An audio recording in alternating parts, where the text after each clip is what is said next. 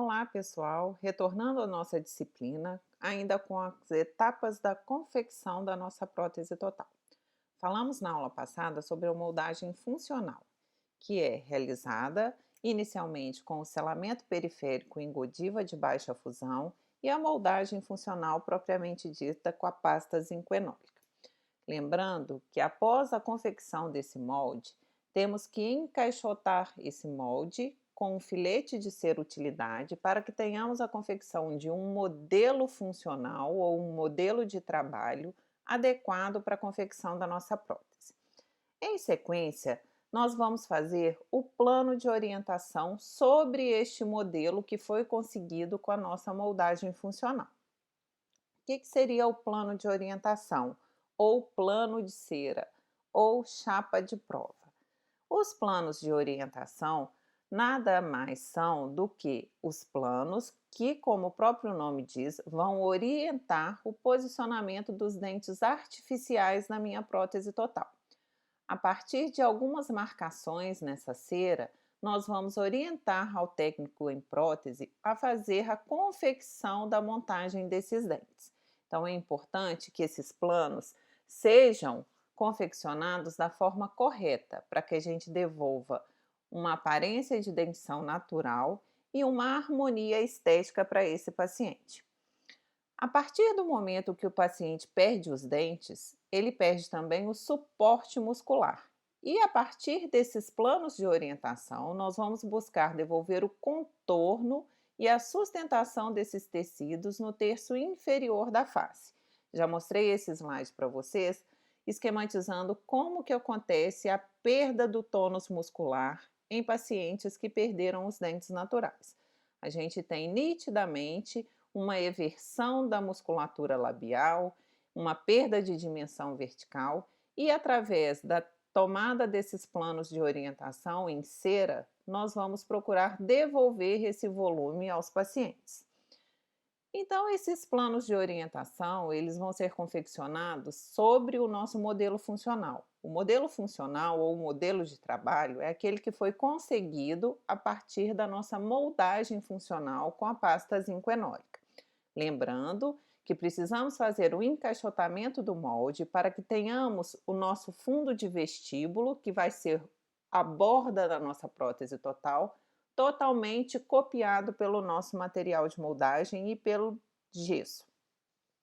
Em cima desse modelo funcional ou modelo de trabalho, nós vamos confeccionar a base de prova. Observem que nessas duas fotografias, esse modelo já está com a base de prova. Ela é bem fina, bem delicada e é confeccionada em acrílico transparente. Então, a base de prova, ela precisa ter o mesmo limite da minha área basal. Lembram lá do início da nossa aula de prótese total, que a área basal é igual à área da minha moldeira individual, que vai ser a minha área chapeável, ou seja, a área de contato da minha prótese final com o meu rebordo.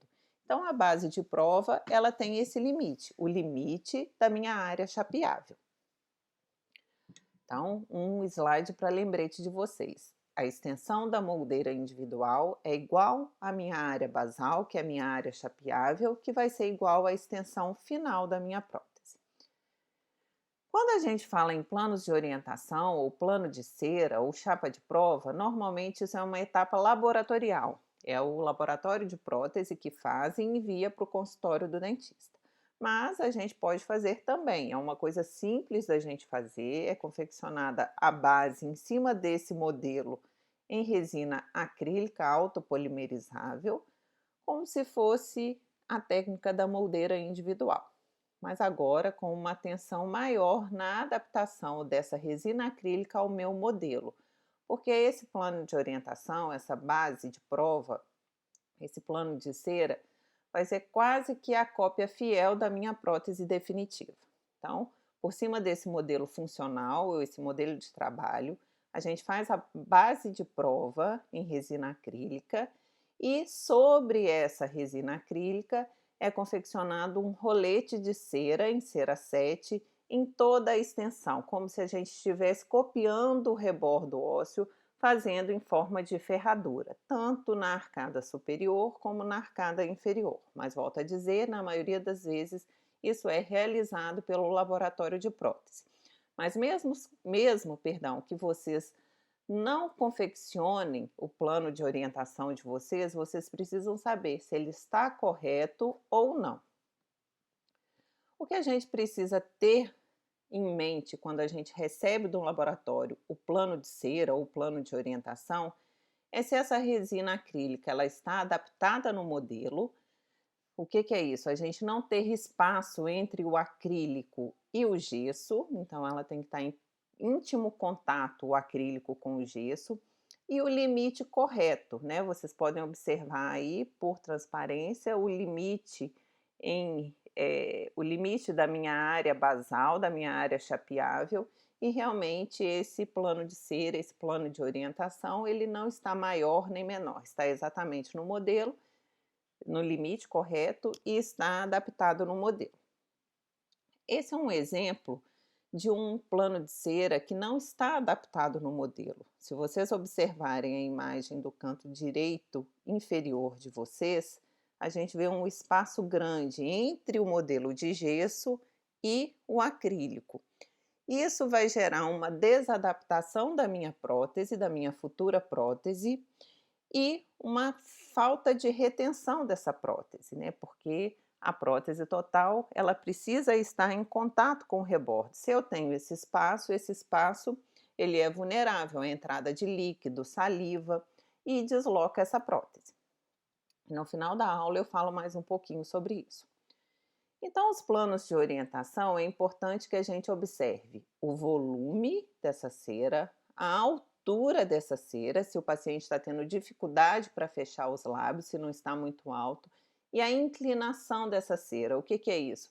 Se está muito vestibularizado ou não, se eu estou devolvendo o volume adequado ao suporte muscular desse paciente ou não. A primeira coisa que a gente tem que observar é se o perfil do paciente está agradável, né? Se eu estou devolvendo realmente o suporte que ele precisa.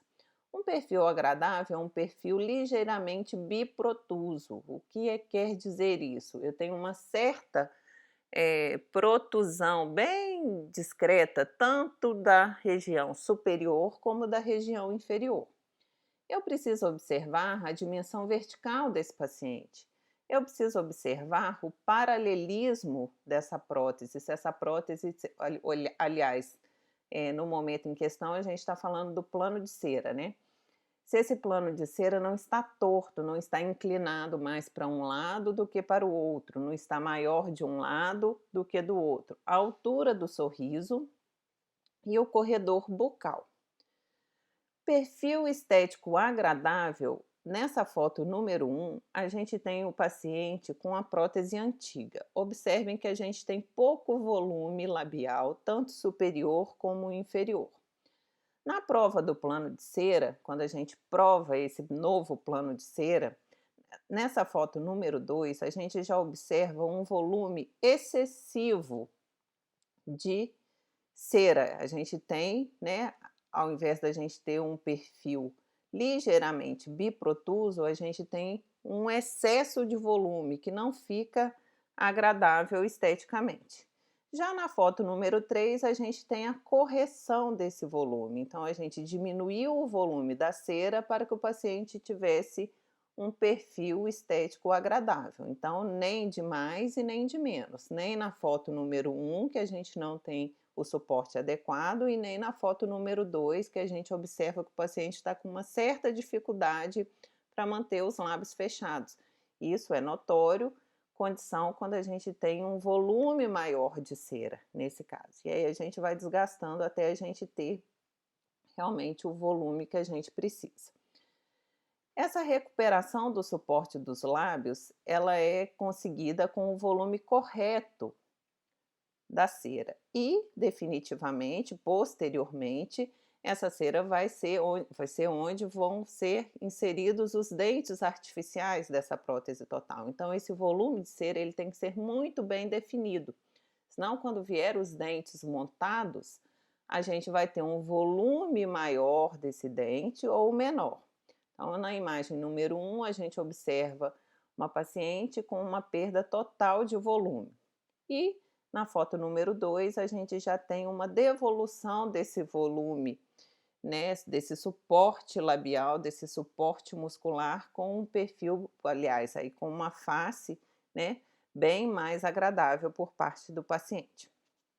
Então, primeira coisa, a gente vai ajustar o volume. Observem nessa fotografia que o plano de cera superior, ele está menor do que o plano de cera inferior.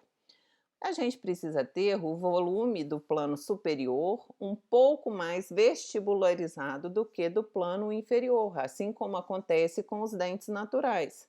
Então a gente precisa corrigir. Aí quando a gente colocar na boca, isso é muito clínico, é muita prática, né? É muito visual. A gente precisa saber se eu preciso desgastar o inferior para ele ficar menor do que o superior, ou se eu preciso preencher no superior para ele ficar maior que o inferior. Isso, infelizmente, não tem como a gente ensinar para vocês, é só colocando a mão na massa, né? É muito estético isso é muito visual, é muito é, individual de cada paciente. Isso vai depender do formato do rosto do paciente, da idade, mas podem ficar tranquilos que isso clinicamente é muito fácil da gente detectar. Se a gente precisa dar volume ou se a gente precisa diminuir volume. Então, o que vocês precisam guardar é que o plano de cera superior deve ser mais vestibularizado que o inferior, representando uma oclusão natural, assim como os dentes. Então, a imagem da direita de vocês está correta. O superior está ligeiramente maior do que o inferior. Observem aí, nos círculos azuis, a gente tem o inferior ultrapassando o limite do superior. Já nos círculos verdes, a gente tem ligeiramente, talvez pela foto fique um pouco difícil de vocês observarem, mas a gente tem o superior ligeiramente maior do que o inferior. Quando a gente vai ajustando os planos de orientação, a gente precisa lembrar das relações maxilomandibulares. Isso vocês aprenderam na disciplina de oclusão. A gente falou na nossa primeira aula de prótese total, relembrando as relações maxilomandibulares, e a gente vai voltar nisso agora um pouco também com algum lembrete. Eu acho fantástica a disciplina de prótese total porque ela engloba todos os conceitos que vocês vão aprendendo e a gente traz agora para nossa prótese total. Lembrando, o que seria a relação maxilomandibular? São as relações da mandíbula em relação à maxila, o posicionamento da mandíbula em relação à maxila. E a gente tem dois tipos de posicionamento da mandíbula em relação à maxila. Nós temos o posicionamento horizontal e o posicionamento vertical. No plano horizontal, a gente fala em relação central, máxima intercuspidação e oclusão em relação cêntrica. Já no plano vertical, que seria a altura, né, vamos deixar no popular, seria a altura da mordida, a gente tem a dimensão vertical tanto de oclusão como de repouso. Aqui a gente está trabalhando com pacientes desdentados. E quando a gente está trabalhando com paciente desdentado, desaparece qualquer referência que a gente tinha relacionada a dente. Por exemplo, máxima intercuspidação habitual, a gente não tem como ter porque o paciente não tem dente. Máxima intercuspidação é o maior contato entre os dentes. Se o paciente não tem dente, a gente não tem essa referência. Então, quando a gente está trabalhando com desdentado total, a gente perde toda a referência que está relacionada aos dentes. E é a partir da relação cêntrica, porque nós já vimos que a relação cêntrica não é dente dependente, né? Ela é independente da posição dental, é uma posição articular, é uma posição do côndilo em relação à eminência articular, não depende dos dentes. Então, quando a gente está trabalhando em prótese total, em desdentado total, a gente vai seguir o registro na relação cêntrica. Então, a gente vai procurar levar esse paciente de um posicionamento condilar em relação cêntrica. E aí a gente vai construir esse novo conjunto oclusal para esse paciente. Então, é uma relação exclusivamente articular. E na prótese total, a gente vai tentar consegui-la. A dimensão vertical é a posição da mandíbula em relação à face no sentido vertical.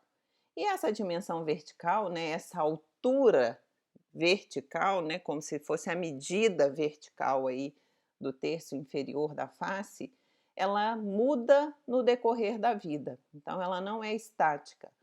Crianças têm um tipo de dimensão vertical, na fase adulta a gente tem outro tipo de dimensão vertical, e à medida que a gente vai tendo, né, os desgastes de mastigação, os desgastes da oclusão, a gente vai mudando essa dimensão vertical, ela não é estática. E no plano de orientação, como eu falei com vocês, que a gente tem que definir a altura desses planos, isso está relacionado com a dimensão vertical. É a altura que eu vou dar para esse paciente nessa nova prótese, é a dimensão vertical que eu vou dar a esse paciente nessa nova prótese. Para a gente fazer essa dimensão vertical, existem vários métodos que podem ser utilizados na prótese total. Aqui, o que a gente vai dar preferência é o método de Willis e alguns outros métodos adicionais que vocês vão observar. Mas a título de curiosidade de vocês, a gente tem o método de Willis, a técnica de Little, método da aparência facial, ou Turner e Fox, que são as réguas de Fox, e o método fonético. Na verdade, a gente utiliza quase que um apanhado de todos os métodos, uma compilação de todos os métodos. Isso é, como eu falei com vocês, é muito visual. Então, a gente precisa realmente ter um senso estético, um senso de análise facial. Na nossa primeira aula de anatomia dental, a gente fala de análise facial. Então, a gente vai utilizar todos esses conceitos aqui agora. E o método mais utilizado e que a gente tem uma grande facilidade de utilizar é o método de Willis, que ele equivale duas medidas, né, do terço médio e do terço inferior da face. O que seria esse terço médio? Do canto externo do olho à comissura labial, teria a mesma medida ou medida muito semelhante do que a distância entre a base do nariz e o mento. Então, a base do nariz até o mento está representado pela letra A e o canto externo do olho até a comissura labial está representado pela letra B. Então, segundo Willis, essas duas medidas elas são equivalentes, são muito próximas, né? Lembrando que isso depende muito do perfil facial, do padrão facial do paciente. A gente pode ter alguma alteração ou para mais ou para menos, mas quando a gente está sem nenhum parâmetro, sem nenhum padrão, é um método que a gente inicia a nossa medida. E aí, como eu falei, clinicamente a gente vai observar se essa medida vai ser exatamente igual ou se vai ser um pouco maior ou menor, isso é questão mesmo clínica. Essa medição do método de Willis é realizada com um compasso em forma de L, chamado compasso de Willis, que vocês já devem ter adquirido. Esse compasso tem a medição, a gente mede do canto externo do olho até a comissura labial, que está representado pela figura do lado esquerdo de vocês, e a gente mede da base do nariz ao mento para ver se essas medidas se equivalem, tá? E aí a gente tem um início de uma dimensão vertical para a gente começar a trabalhar. Lembrando que pode ser que tenha alguma alteração em decorrência do perfil facial, do padrão facial daquele paciente. Outra condição que a gente precisa observar é o corredor bucal, né? A gente falou um pouquinho de altura em dimensão vertical e agora corredor bucal a gente está falando também de volume. O que é corredor bucal? Corredor bucal é o espaço que a gente tem entre a face vestibular dos dentes posteriores, dos pré-molares e molares, até a mucosa jugal. Mucosa jugal é a mucosa interna da bochecha. Então, seria onde está representado por esses círculos brancos. E esse corredor bucal seria o que a gente permite falar que é a profundidade do sorriso.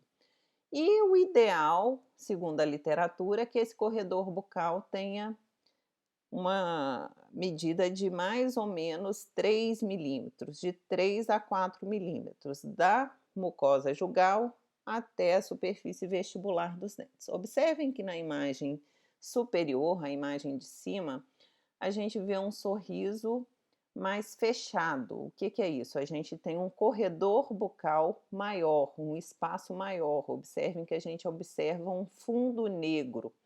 Por quê? Porque os dentes eles estão em uma arcada mais fechada e o espaço da bochecha, da mucosa jugal até a superfície vestibular dos dentes é maior. Já na fotografia inferior, acontece o contrário. A gente tem uma arcada um pouco mais aberta e a gente não vê um espaço grande entre a mucosa jugal e a superfície vestibular dos dentes. É como se a bochecha já encostasse nos dentes. Então, a gente não tem a presença do corredor bucal. E isso também é uma coisa que a gente precisa orientar. Hoje, a questão do corredor bucal, ele é dividido em 3 situações: corredor largo, corredor médio e corredor estreito. O que quer dizer isso? Um corredor largo é quando a gente tem um espaço maior entre a superfície do dente e a mucosa bucal, a mucosa jugal. O médio é que a gente tenha realmente esse padrão entre 3 a 4 milímetros.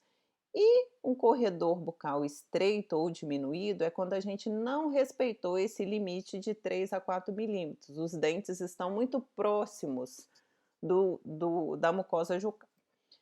Quanto mais próximo está os dentes da mucosa jugal, quanto menor for o meu corredor bucal, mais dentes aparecem no sorriso. Então, a gente tem uma aparência de sorriso com mais dentes. Quando a gente tem um corredor bucal mais aumentado, a gente tem um espaço maior, os dentes posteriores, eles ficam mais escondidos, então parece a aparência que a gente tem menos dentes, né, menor quantidade de dentes. Aí está uma série de imagens que a gente não tem espaço entre o corredor bucal, aliás, a gente não tem espaço de corredor bucal. A gente tem como se tivesse essa condição de corredor bucal estreito ou diminuído. A mucosa jugal já encosta na superfície vestibular dos dentes. Então, a gente tem uma aparência que a boca tem mais dentes, né? Uma aparência de boca mais cheia, vamos dizer assim. Isso, essa imagem da direita de vocês, a gente observa, é a mesma imagem, a superior e a inferior é a mesma paciente. Na imagem superior, o paciente se queixava de justamente não aparecer os dentes posteriores, né? Ter um fundo negro, ter um espaço aí maior do que deveria, né? Nas imagens da esquerda, a gente tem um espaço menor do que deveria. Na imagem da direita, a gente tem um espaço maior do que deveria. E isso foi corrigido com tratamento ortodôntico. Foi feita uma movimentação dentária para preencher melhor essa arcada. E aí a gente tem nessa imagem da direita inferior um espaço adequado de aproximadamente 3 milímetros entre a superfície vestibular dos dentes posteriores e a mucosa jugal. É o que se espera também nos planos de orientação. Então, respeitar aí um corredor bucal de 3 milímetros. Outras situações que a gente precisa dar atenção são as linhas de orientação. As linhas de orientação vão orientar o técnico ao posicionamento dos dentes. Quais são essas linhas? Linha média ou linha mediana, que é a linha do centro da face. Linha de canino, né, que são a linha de canino direita e esquerda, e a linha do sorriso. A gente precisa fazer essas 3 marcações para orientar o técnico a posicionar os dentes anteriores nessa posição. Então, são as linhas de referência para o início da montagem dos dentes anteriores. Linha média ou linha mediana, a gente vai marcar essa linha média e o técnico vai segui-la como a linha média entre os incisivos centrais. Vocês vão recordar que lá no início da nossa anatomia dental a gente falou sobre linha média, sobre proporção dentária. Falamos que essa linha média ela nunca pode ser inclinada, ela tem que ser perpendicular ao plano oclusal. E isso a gente vai transportar agora para o nosso plano de orientação, para a nossa cera. Nós vamos fazer essas marcações todas na cera e isso vai orientar o meu técnico a fazer a montagem desses dentes artificiais. Então, a linha mediana ou linha média é a linha que marca o centro da face, onde vão ser posicionados os meus incisivos centrais superiores. A minha linha de sorriso, né, é o sorriso alto forçado, o paciente tem que sorrir e a gente vai fazer essa marcação horizontal que vai orientar o técnico qual o tamanho do meu incisivo central. Quem dita aí o tamanho dos dentes é o incisivo central. A gente vai marcar essa linha, o técnico vai medir qual que é a altura dessa linha que a gente marcou do sorriso até a base, até a incisal desse plano de cera, e aí ele vai escolher qual o incisivo central que se encaixa nesse tamanho. A linha dos caninos, então essa seria a linha alta do sorriso, que permite visualizar o tamanho do incisivo central. A linha dos caninos, direita e esquerda, a gente vai fazer essa marcação também, e o técnico vai ver que dentro dessas marcações ele tem que encaixar os 6 dentes anteriores, ou seja, os incisivos centrais, os incisivos laterais e os caninos. Então, quem dita a montagem de dentes são essas linhas de marcação, essas linhas de orientações que a gente faz no plano de cera, e a partir da montagem desses dentes anteriores, a gente continua a sequência dos dentes posteriores. Então, inicialmente, o incisivo central que dita a nossa montagem de dentes na nossa prótese total. A linha do sorriso, o que seria a linha do sorriso? A curva suavemente ascendente formada pelos dentes naturais que acompanha a borda superior do lábio inferior. Já falei isso para vocês também na aula de anatomia dental. Que os dentes, a gente tem uma curvatura ascendente nos dentes superiores e que ela acompanha o formato do lábio inferior. A arqueadura do lábio inferior dita o posicionamento dos meus dentes superiores. É essa imagem dessa linha preta que está marcado para vocês. E a partir daí, a gente vai fazer a marcação nessa sequência no nosso plano de orientação. Ó, a nossa linha média, a nossa linha alta de sorriso, que não dá para vocês verem, a gente vai afastar o lábio do paciente para vocês conseguirem observar. E a linha do sorriso, que é o plano de cera superior, acompanhar a curvatura do lábio inferior. A altura incisal é isso que eu acabei de falar com vocês, é a determinação da porção visível dos dentes com lábio em repouso. É o que eu falei, que a borda dos dentes superiores acompanha a curvatura do lábio inferior. Isso a gente tem que ter atenção porque pode ser alterado com a idade. O que é isso? Pessoas mais velhas aparecem menos dentes do que pessoas mais jovens. O gênero pode ser alterado. Pessoas do sexo feminino, os dentes tendem a aparecer mais do que do sexo masculino. E os tipos de sorriso, que nós já conversamos sobre isso também. A gente tem sorriso baixo, sorriso médio e sorriso alto. Sorriso baixo está esquematizado na foto da esquerda de vocês. O paciente sorri, mas não mostra quase nada de dente. Sorriso médio, que o paciente mostra dente, é o que a gente chama de sorriso normal, sorriso médio. O paciente mostra os dentes e uma pequena faixa de gengiva, ou seja, apenas as papilas gengivais entre os dentes. E já um sorriso alto que o paciente mostra dente e ainda uma faixa de tecido gengival. Então, essa altura incisal, a altura, a porção visível dos dentes, ela vai depender também da marcação da linha do sorriso que a gente fizer nesse plano de cera. Se eu errei na marcação dessa linha do sorriso, desse plano de cera, daquela linha horizontal que eu falei com vocês, que a gente marca a linha do sorriso, pede o paciente para sorrir, se eu marco ela errada, né, se a gente faz a marcação dela errada, a gente vai ter uma montagem de dente errada. Se a gente marca ela mais baixa do que deveria, esses dentes anteriores vão ser posicionados mais baixos, vão ficar muito incisais, ou seja, vão ultrapassar o limite do meu lábio superior e vai dar a aparência do paciente ser muito dentuço. Então a gente tem que ter cuidado com isso. Lembrando, toda a característica que a gente vai dar ao plano de orientação, ao plano de cera, depende do biotipo do paciente, da idade do paciente, do gênero do paciente, isso tudo tem que ser levado em conta. E ainda seguindo as linhas de orientação, né, como a gente falou da determinação da linha média, como que a gente vai fazer a marcação dessa linha média? Ela pode ser realizada com a utilização de um fio dental. A gente passa esse fio dental no centro da face desse paciente. Cuidado! Vejo muita gente marcando a linha média em relação ao nariz.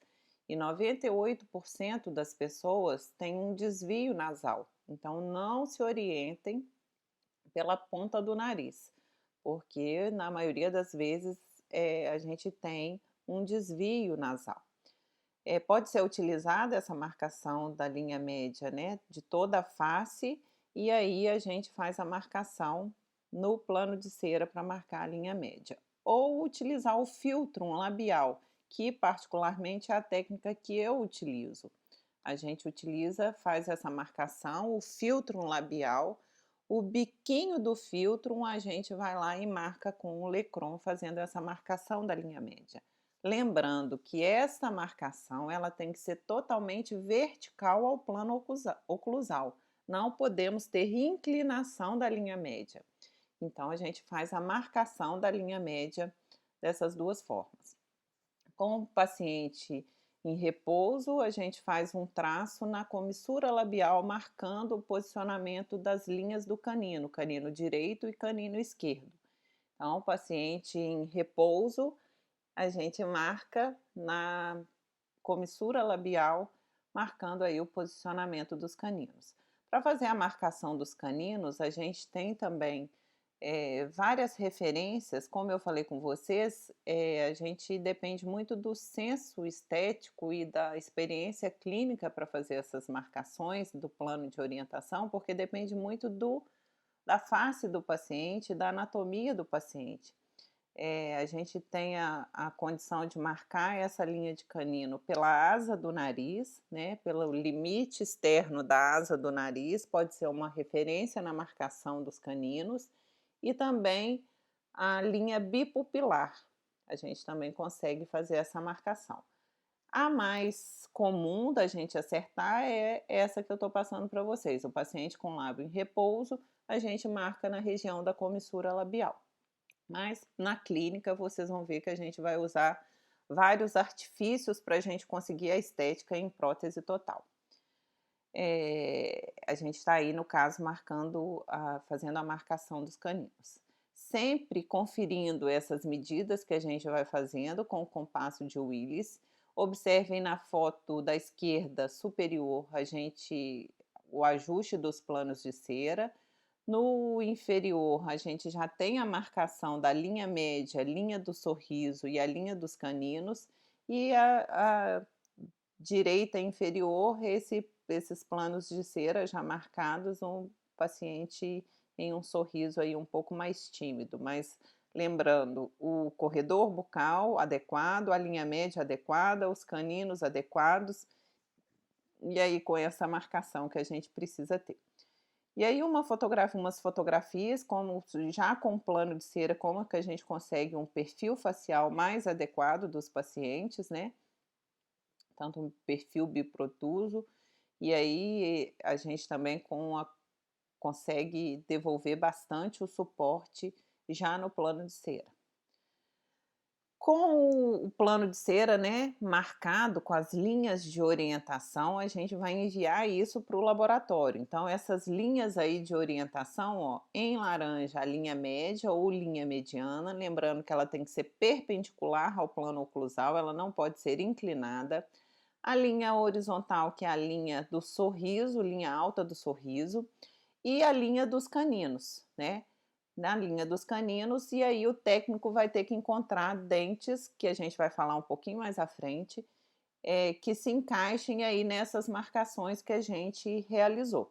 E aí agora esse plano de cera ou esse plano de orientação, ele vai para o laboratório de prótese para fazer a montagem dos dentes. Observem para esse plano, né, não perder a referência do inferior com o superior. A gente pode fazer essa amarração em clipe, aí a gente gruda bastante para que ele não se movimente, para o técnico realmente ter a referência do plano de orientação.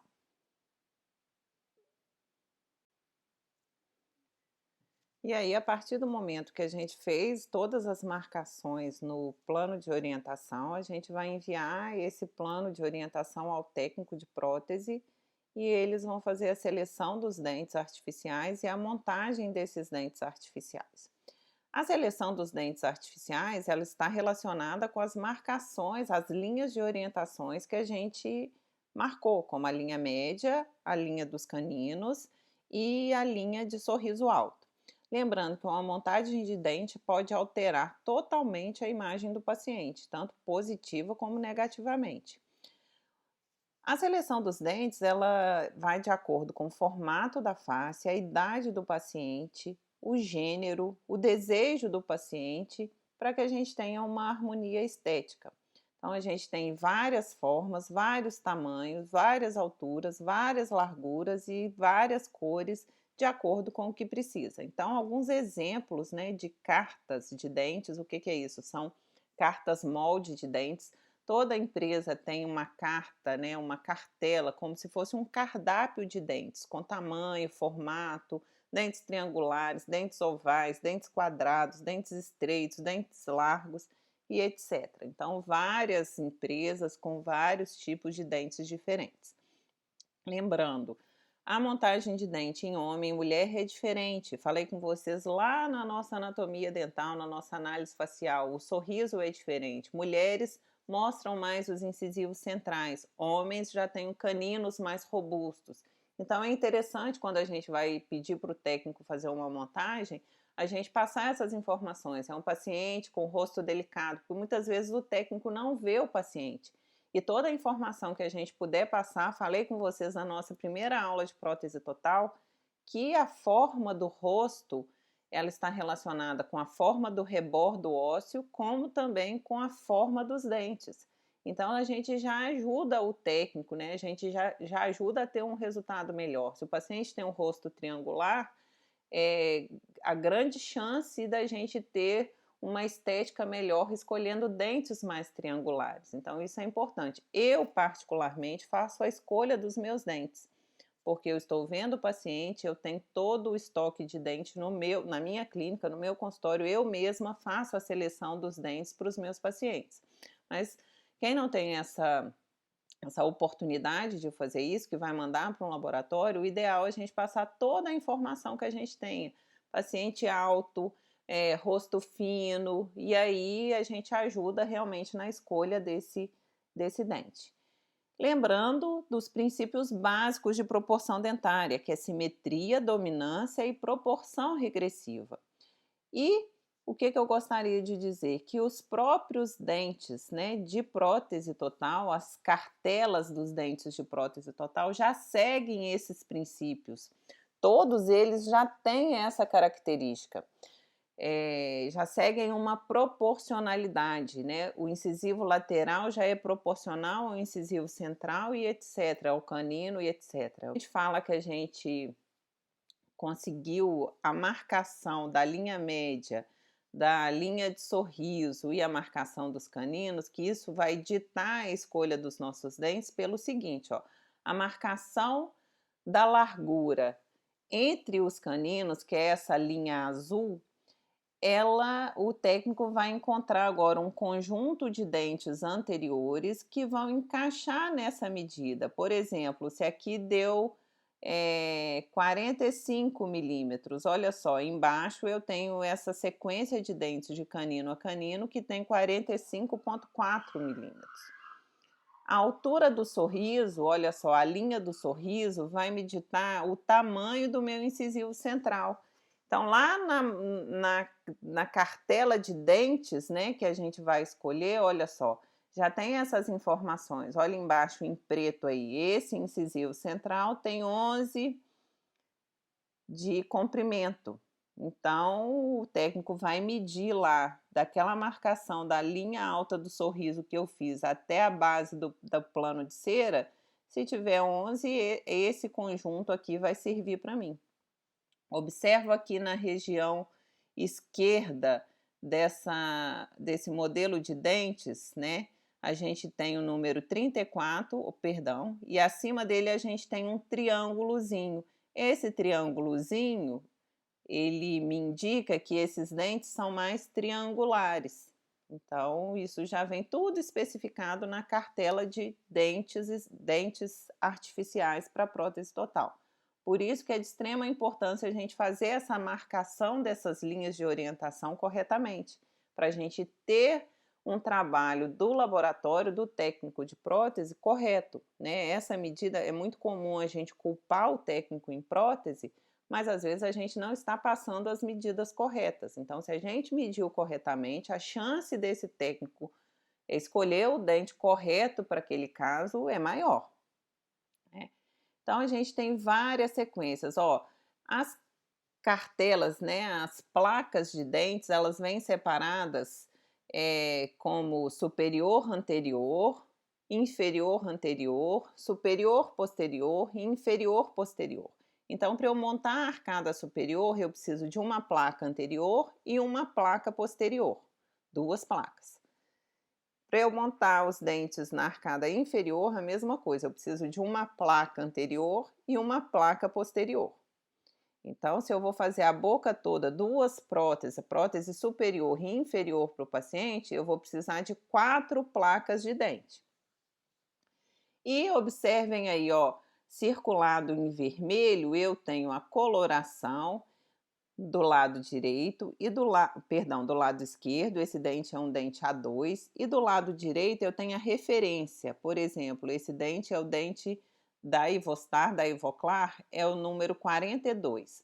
E aí lá na carta, no cardápio, vamos dizer assim, dos dentes, a gente tem uma combinação. Se eu utilizar o dente anterior, número 42, eu posso utilizar o posterior, por exemplo, o O84, o D84 ou o D75.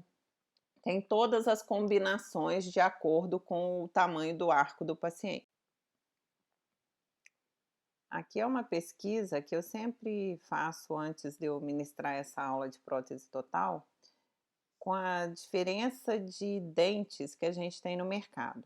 Observem na região superior, ó, eu tenho um dente que é muito utilizado para fazer prótese total, que cada placa, né, eu falei com vocês, para a gente fazer uma arcada superior, uma arcada inferior, a gente precisa de 4 placas. Então, esse pop dente, cada placa custa R$ 4,18. Então, se eu vou gastar 4 placas, eu vou gastar menos de R$ 20 para fazer a montagem desses dentes, né?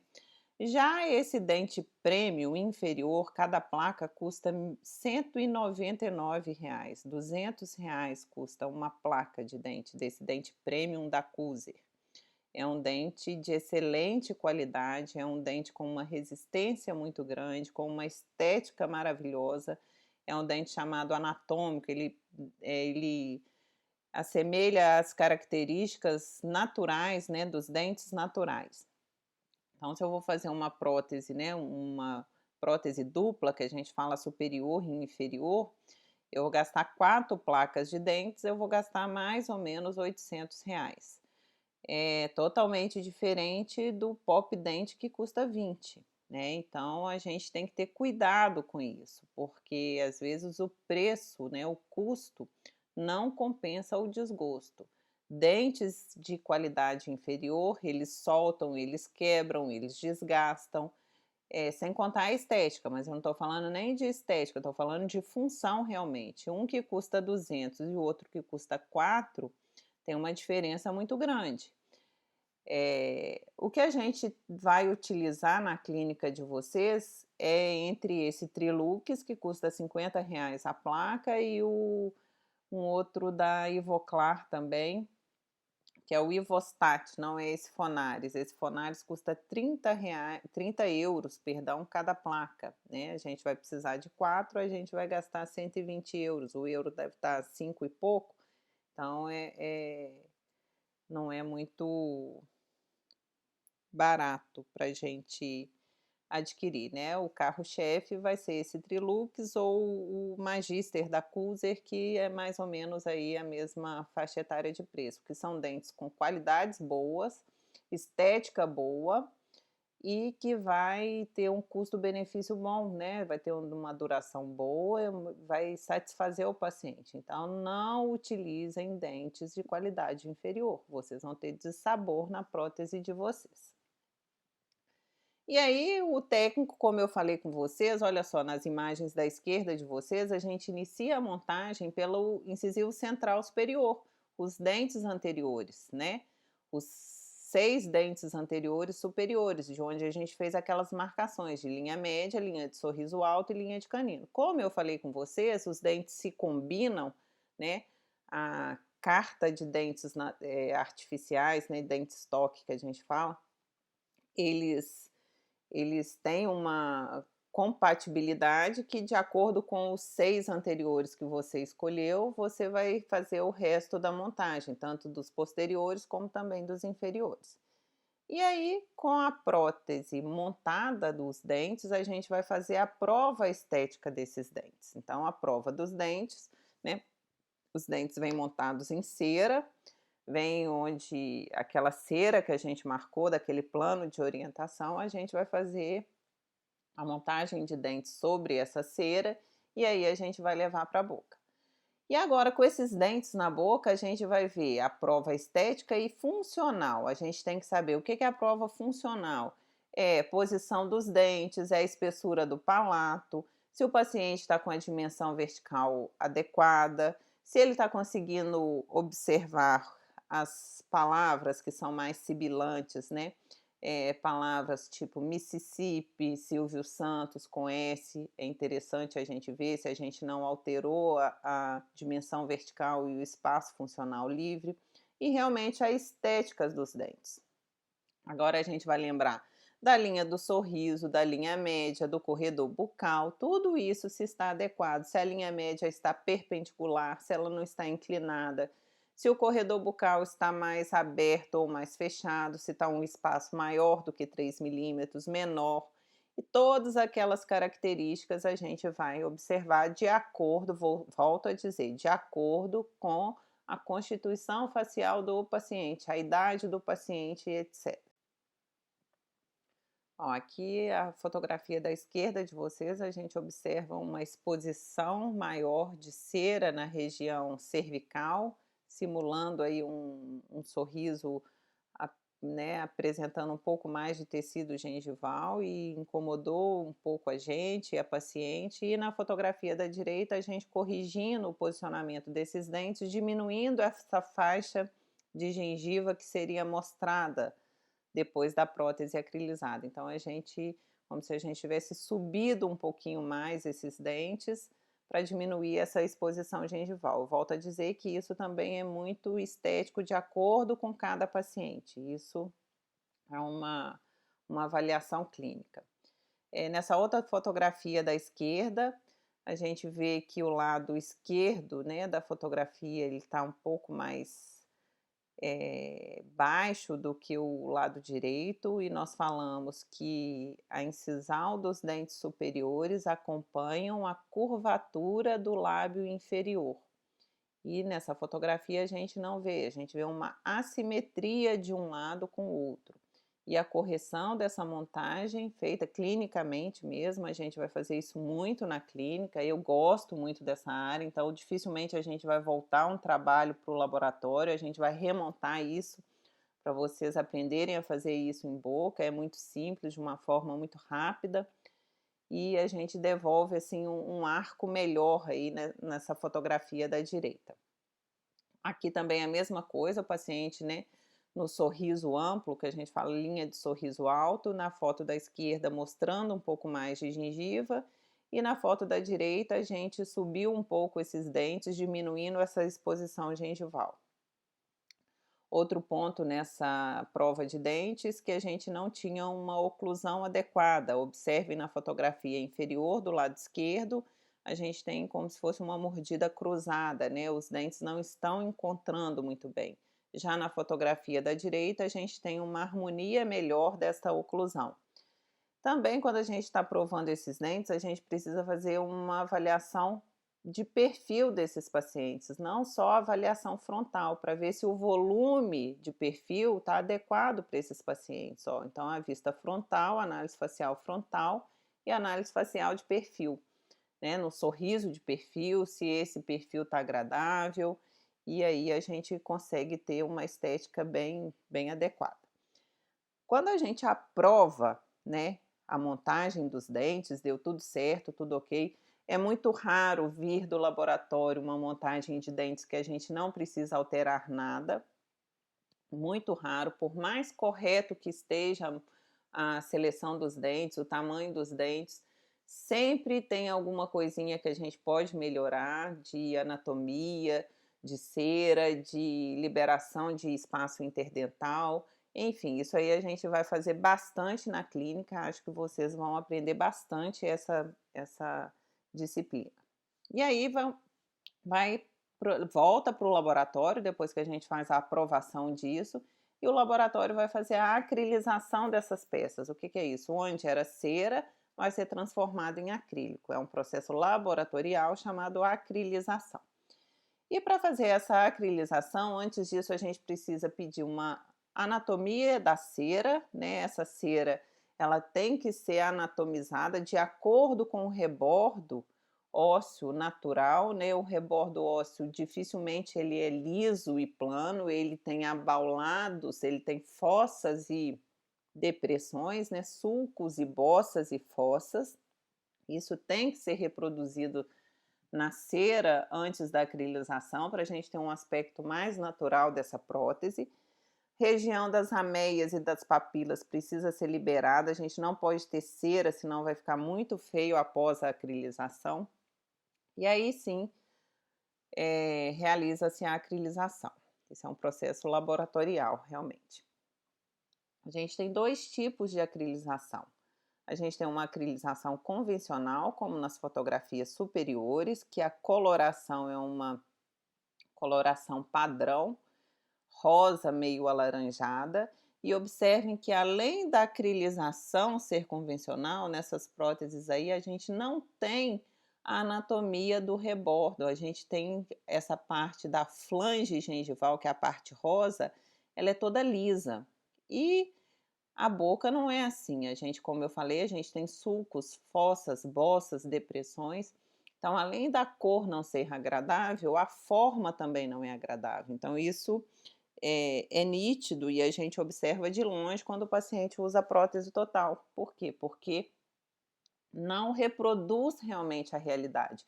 Diferente de uma acrilização, quando a gente tem uma acrilização com a gengiva caracterizada, que são as fotografias inferiores. A gente tem uma gengiva na coloração da gengiva do paciente e a anatomia, talvez até mais importante do que a coloração da gengiva.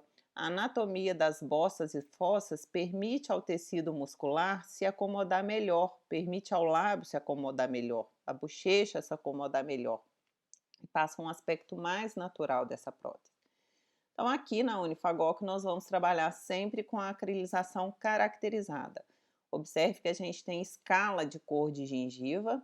Acredito que muitos não saibam que isso existe. Do mesmo jeito que a gente tem escala de cor de dente, a gente tem escala de cor de gengiva, de acordo com a cor do rebordo do paciente. Então, o sistema que vai ser utilizado aqui na Unifagoc é o sistema de Thomas Gomes, né? Esse STG é Sistema Thomas Gomes. É um sistema de acrilização caracterizada, é um trabalho praticamente artesanal, pincel, pó e líquido, é bem interessante. Quem tiver interesse, a gente pode marcar um dia para vocês visitarem o laboratório para ver essa confecção, que é bem interessante, é bem bacana. E observem que a gente tem várias tonalidades de gengiva, olha só. A gente vai escolher de acordo com o tom de pele, o tom de lábio, o tom de rebordo do paciente. Observe que a gente ficou em dúvida de duas cores, mas quando a gente coloca perto do lábio, perto do rebordo, a cor escolhida foi a 14A. E realmente é bem próximo da gengiva do paciente, bem próximo da coloração do rebordo, de fundo de vestíbulo, de mucosa jugal, e isso traz um resultado bem natural para essa prótese. Então, são várias as colorações. Observem aí nessa fotografia a escala 13, né? É a primeira aí de baixo do canto inferior esquerdo. A gente tem coloração de gengiva para pacientes melanodérmicos, né, da raça negra, que a coloração da gengiva é diferente. Então, se a gente coloca tipo essa escala número 2, um paciente da raça negra, vai ficar completamente artificial. E aí a gente consegue essas caracterizações, especialmente idênticas à escala de cor que a gente escolheu, né? São inúmeras escalas e a gente tem um trabalho realmente bem bacana e bem de acordo com o que a escala promete.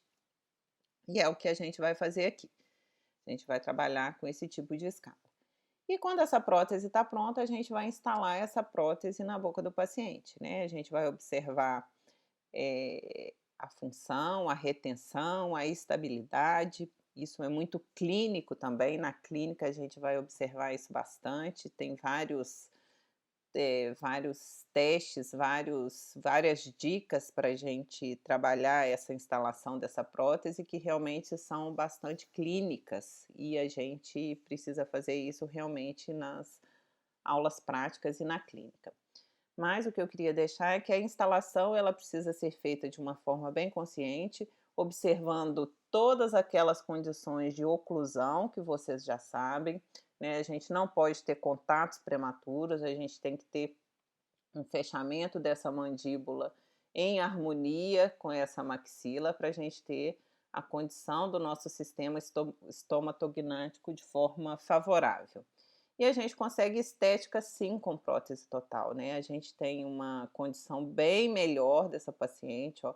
Observem a curvatura dos dentes superiores, acompanhe a curvatura do lábio inferior, linha média, linha dos caninos, corredor bucal adequado, a diferença do lado direito para o lado esquerdo com a prótese antiga, diferença da coloração da prótese, diferença do formato dos dentes, a gente consegue devolver realmente a estética e função.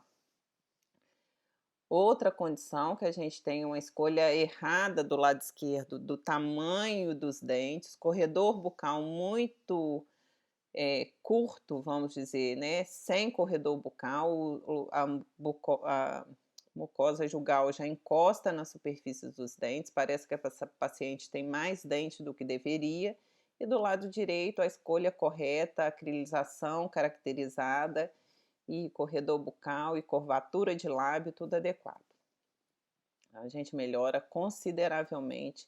O que eu falei com vocês, ó, a prótese da esquerda, ela é lisa. Além dela ter a coloração que não é favorável, ela não tem a anatomia do rebordo ósseo. Então, os tecidos musculares, né, o lábio, eles não acomodam de forma adequada. Outra condição é uma prótese bem bacana de um paciente melanoderma da raça negra, né, que a gente conseguiu uma caracterização bem especial e bem natural em relação ao rebordo e ao lábio. Então, realmente, a gente consegue resultados fantásticos. Muitos são os percalços que pode acontecer durante a confecção da prótese em várias etapas que eu falei com vocês. Todas as etapas são importantes para que a gente tenha retenção e estabilidade. Mas uma em especial que eu queria ressaltar aqui é quando a base de prova não vem adaptada no modelo. Apesar de parecer estranho, isso é relativamente comum.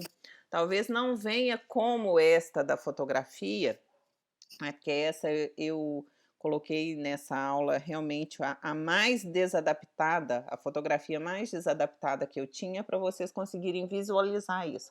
Mas às vezes não é tanto assim, é apenas um espaço pequeno entre o acrílico e o modelo de gesso.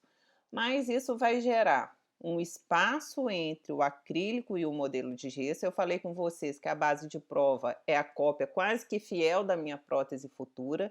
Então, se eu tenho um espaço aí entre o acrílico da minha base de prova ao modelo, eu vou ter esse espaço na minha prótese total. E isso eu vou ter uma menor retenção da minha prótese. E aí, o dentista desavisado, o que acontece? Vem a prótese pronta, ela vai continuar desadaptada. Esse é um caso de uma paciente que me procurou. A prótese não estava feia, a estética não estava ruim, mas a prótese não parava na boca da paciente.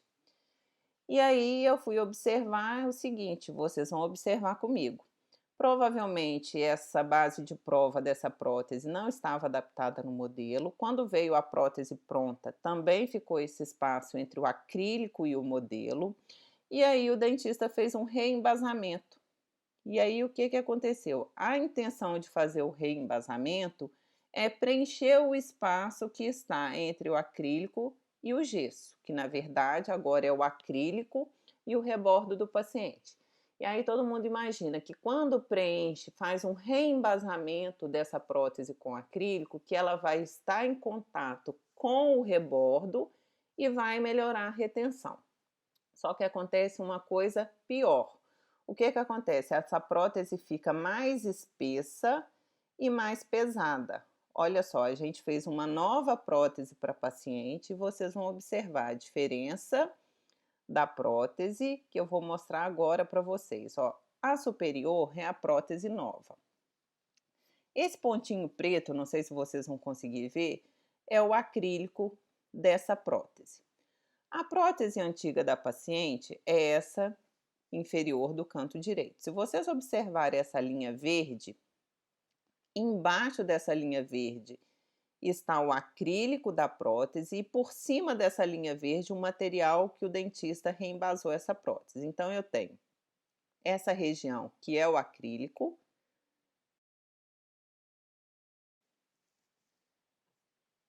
e eu tenho essa outra região sobre essa linha verde que é o do material de reembasamento dessa prótese. Então eu tenho essa prótese com uma espessura muito alta. Essa espessura alta, apesar de agora, com esse reembasamento, essa prótese está em contato com o rebordo, essa espessura é muito grande. Essa espessura grande faz essa prótese pesar e não ficar retentiva. Então a gente tem um problema maior, que a prótese continua sem retenção e o peso que ela está, essa espessura muito grande, deixa ela muito pesada e faz uma força para baixo. E aí o dentista não entende por que essa prótese não para. E aí quando a gente faz essa adaptação correta, de forma correta nesse rebordo, essa prótese tem a retenção adequada. Então, apesar de parecer que vai resolver o problema, esse reembasamento ele cria um problema maior. Essa prótese não vai ficar retentiva e ela vai ficar ainda mais deslocável, porque o peso pela ação da gravidade vai fazer essa prótese querer se soltar ainda mais. Então, a respeito da prótese total, era isso que a gente precisava falar. E eu continuo à disposição de vocês no fórum e a gente se encontra num próximo encontro.